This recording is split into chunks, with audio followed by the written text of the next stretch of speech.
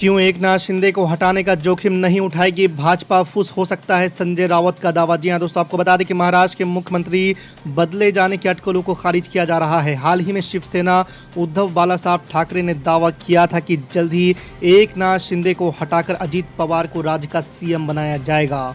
फिलहाल भारतीय जनता पार्टी ऐसे किसी बदलाव के मूड में नजर नहीं आ रही है। रविवार को ही एनडीए सरकार में आने के बाद अजीत पवार को राज्य का उप मुख्यमंत्री बनाया गया है। एक मीडिया रिपोर्ट में भाजपा के एक नेता के हवाले से बताया गया कि शिंदे ही राज्य के सीएम बने रहेंगे। यूसीसी के समर्थन में आरिफ मोहम्मद खान बोले, कानून को इससे मतलब ही नहीं कि तुम कौन से मुसलमान हो। जी आपको बता दें कि समान नागरिक संहिता को जल्दी से पूरे देश में लागू करना चाहिए। इस फैसले में भले ही देरी हो रही है लेकिन ये देश हित में है, ऐसा केरल के गवर्नर आरिफ मोहम्मद खान का कहना है। आपको बता दें कि शाहबानो मामलों में कांग्रेस सरकार से इस्तीफा देने वाले आरिफ मोहम्मद खान ने कहा कि समान नागरिक संहिता जरूरी है और इसका आर्टिकल 44 में भी जिक्र किया गया है। उन्होंने एक टीवी चैनल से बातचीत में कहा कि कानून का इस बात से कोई मतलब नहीं है कि आप कैसे शादी करते हैं, फेरे कराते हैं या फिर निकाह होता है या गुरुद्वारे में शादी करते हैं। कानून की समानता का अर्थ है कि एक जैसी स्थितियों में दो लोगों के साथ अलग अलग न्याय ना हो। नीतीश कैबिनेट की बैठक हुई खत्म, 8 प्रस्ताव पर लगी मुहर, चीट फंड कंपनियों की अब खैर नहीं। जी आपको बता दें कि बिहार के मुख्यमंत्री नीतीश कुमार की अध्यक्षता में आयोजित कैबिनेट की बैठक खत्म हो गई है। मंगलवार को हुई बैठक में कुल 8 प्रस्तावों पर स्वीकृति की मोहर लगाई गई है। कैबिनेट के जिन एजेंडों पर सर्वसम्मति से पास कर दिया गया है उनमें यह महत्वपूर्ण है कि विदेशों से मेडिकल की पढ़ाई कर इंडियन मेडिकल ग्रेजुएट्स को चिकित्सा महाविद्यालय एवं अस्पतालों में इंटर्नशिप की सुविधा दी जाएगी। साथ ही बिहार के सभी जिलों में खासकर ग्रामीण इलाकों में संचालित चीट फंड कंपनियों की मनमानी पर शिकंजा कसा जाएगा। एक और जंग में एलजी को सुप्रीम कोर्ट से लगा झटका, केजरीवाल को राहत, मुफ्त बिजली पर रोक की भी दलील। जी आपको बता दें कि Delhi electricity regulatory commission chairman की नियुक्ति विवाद पर दिल्ली के एलजी वीके सक्सेना को झटका लगा है तो अरविंद केजरीवाल सरकार को फौरी राहत मिल गई है। आपको बता दें कि देश की सबसे बड़ी अदालत ने चेयरमैन नियुक्त किए गए जस्टिस उमेश कुमार के शपथ ग्रहण को टाल दिया है। कोर्ट ने केंद्र सरकार और एलजी को भी नोटिस जारी किया है। इस मामले पर अगली सुनवाई 11 जुलाई को होगी। अजीत पवार और उनके समर्थक विधायकों के एनडीए के साथ आने के बाद पहली बार कैबिनेट की बैठक हुई है। इसमें अजीत पवार के साथ जिन 8 मंत्रियों ने शपथ ली थी उनकी प्रोफाइल का भी बंटवारा किया गया है। जानकारी के मुताबिक अजीत के खेमे को वित्त और सहकारिता मंत्रालय मिला है। पंजाब के मोगा नगर निगम पर आप का कब्जा, कांग्रेस के मेयर को अविश्वास प्रस्ताव में हराया। जी आपको बता दें कि पंजाब की सत्तारूढ़ आम आदमी पार्टी ने राज्य के मोगा नगर निगम पर कब्जा कर लिया है। सत्तारूढ़ दल ने कांग्रेस की मेयर नीतिका भल्ला के खिलाफ अविश्वास प्रस्ताव जीत लिया है। सदन में मौजूद 48 में से 41 पार्षदों ने अविश्वास प्रस्ताव के पक्ष में वोट किया। आपको बता दें कि नगर निगम में कुल 50 पार्षद हैं। बारिश के सीजन में सब्जियों की कीमतें आसमान पर पहुंच गई है। खास तौर पर टमाटर की कीमतों ने घर का बजट ही बिगाड़ दिया है। आलम यह है कि देश के कई हिस्सों में टमाटर 120 रुपये से 160 रुपये किलो तक में बिक रहा है। आपको बता दें कि मध्य प्रदेश के रायसेन जिले में टमाटर की कीमत 160 रुपये प्रति किलोग्राम तक पहुँच गई है। कांग्रेस नेता राहुल गांधी ने तेलंगाना के मुख्यमंत्री के चंद्रशेखर राव पर प्रधानमंत्री नरेंद्र मोदी के रिमोट कंट्रोल में होने का आरोप लगाया है। राहुल गांधी ने जनसभा में कहा कि तेलंगाना और उसके युवाओं को एक बात समझनी चाहिए कि केसीआर अपनी भ्रष्टाचार गतिविधियों के कारण प्रधानमंत्री नरेंद्र मोदी के नियंत्रण में है। शराब घोटाले में उन्होंने जो भ्रष्टाचार किया वो सभी एजेंसियों को पता है, इसलिए मैंने कहा कि टीआरएस भाजपा की बी टीम है और उन्होंने इसका नाम बदलकर बीआरएस कर इसे स्वीकार कर लिया है, जिसका मतलब है बीजेपी रिश्तेदार समिति। समाजवादी पार्टी के अध्यक्ष अखिलेश यादव ने कहा कि पीडीए के जरिए सबको साथ लेकर चलेगी और भाजपा को रोकेगी।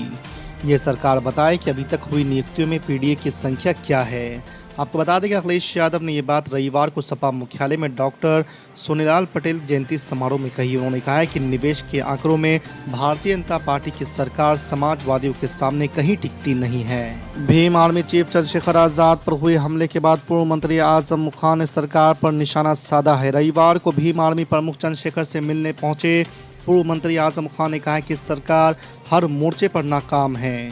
सुरक्षा के सवाल पर उन्होंने कहा कि पुलिस की स्थिति उनसे बेहतर कोई नहीं जानता। आजम खान और उनके बेटे पूर्व विधायक अब्दुल्ला आजम चंद्रशेखर से मिलने छुटमलपुर पहुंचे थे। बिहार के पूर्व उप मुख्यमंत्री और बीजेपी सांसद सुशील कुमार मोदी ने दावा करते हुए कहा है कि शरद पवार की पार्टी एनसीपी में विद्रोह विपक्षी एकता की पटना बैठक का परिणाम है, जिसमें राहुल गांधी को प्रोजेक्ट करने की जमीन तैयार की जा रही थी। सुशील मोदी ने यह भी कहा है कि बिहार में भी महाराष्ट्र जैसी स्थिति बन सकती है। इसे भांपकर नीतीश कुमार ने विधायकों से अलग 1-to-1 बात करना शुरू कर दिया है। एमआईएम के राष्ट्रीय अध्यक्ष असदुद्दीन ओवैसी जयपुर में सभा को संबोधित कर रहे थे। उन्होंने कहा कि पटना में विपक्षी दल की बैठक हुई। इस बैठक में शरद पवार जिस प्रफुल्ल पटेल को लेकर आए थे वो आज भाजपा से जाकर मिल गए हैं। इसके बावजूद भी कांग्रेस सेकुलरिज्म का सर्टिफिकेट बांटती है। असदुद्दीन ओवैसी ने कहा कि कांग्रेस अपने गिरेबान में झांक कर देखे कि उन्होंने कैसे कैसे धोखे दिए हैं। एमआईएम प्रमुख ने आगे कहा है कि आज मीडिया में हर विपक्षी पार्टी का नेता रो रहा है कि भाजपा ने एनसीपी को तोड़ दिया। आज 40 विधायक चले गए तो गलत है, और बिहार में हमारे 4 विधायकों को आपने खरीद लिया तो क्या वो सही था? ऑल इंडिया मजलिस इत्तेहादुल मुस्लिमीन के प्रमुख असदुद्दीन ओवैसी से सचिन पायलट कैंप के माने जाने वाले मंत्री राजेंद्र सिंह गुरा ने मुलाकात की है। राजस्थान दौरे पर आए असदुद्दीन ओवैसी से गुरा की मुलाकात के अलग अलग सियासी मायने निकाले जा रहे हैं। असदुद्दीन ओवैसी से मुलाकात पर गुरा ने कहा कि अगर 2 राजनीतिक व्यक्ति मिल रहे हैं तो वहां पर मौसम की चर्चा नहीं होगी, वहां पर सियासत की ही चर्चा हुई है। आने वाले दिनों में इसके परिणाम भी दिखेंगे। उन्होंने कहा कि यहाँ जो मुलाकात हुई है उसमें विधानसभा चुनाव को लेकर बातचीत हुई है। अभी कुछ बातें ऐसे भी है जो बताने लायक नहीं है, समय पर बताई जाएगी। आपको बता दें कि सैनिक कल्याण मंत्री राजेंद्र गुरा राजस्थान की राजनीति में सचिन पायलट कैंप के माने जाते हैं। आपको बता दें कि असदुद्दीन ओवैसी से हुई बातों की पूरी कहानी भले ही गुरा ना बता रहे हों, लेकिन शेखावटी के जानकारों का कहना है कि ओवैसी की पार्टी की नज़र पूरे शेखावटी पर है। उन तमाम सीटों पर चुनाव लड़ने की तैयारी में है जो मुस्लिम बहुल इलाका है।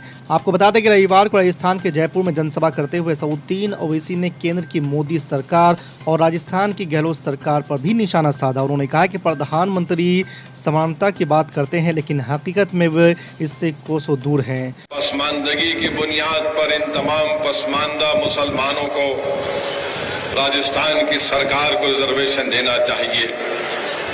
वहीं पर हम देखते हैं कि ऐसे राजस्थान में 38% मुसलमान नौजवान ऐसे हैं ना तो रोजगार में है, ना उनको कोई तालीम या ट्रेनिंग दी गई, यानी कोई उनके पास हुनर नहीं है और सरकार को इसकी कोई फिक्र नहीं है। तो इसीलिए मेरे अजीज दोस्तों और बुजुर्गों, मेरी आप तमाम से अदबन गुजारिश है कि आप मजलिस इत्तेहादुल मुस्लिमीन को मजबूत करिए। और मैं आपको बताना जरूरी समझता हूं कि इंशाअल्लाह ताला जब दिसंबर के महीने में असेंबली के इंतखाबात होंगे तो इंशाअल्लाह ताला जयपुर हवा महल विधानसभा से मजलिस इत्तेहादुल मुस्लिमीन जनाब जमील खां को अपना उम्मीदवार बनाकर उतारेगी।